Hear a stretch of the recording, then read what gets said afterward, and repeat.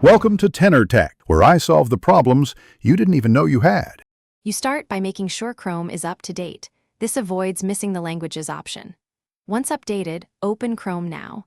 On Android, tap the three-dot menu at the top right and choose Settings. This gets you into Chrome Preferences.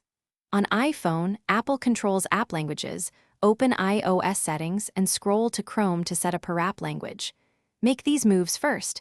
They unlock the only supported controls for Chrome language on each platform. Now you make the actual language change.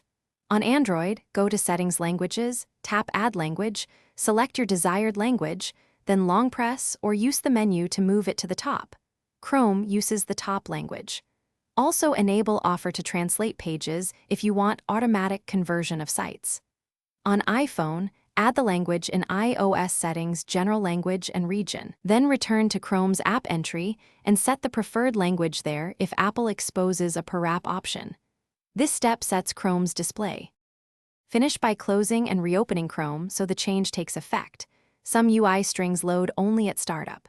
Then visit a website and confirm menus, prompts, and translate offers show the new language.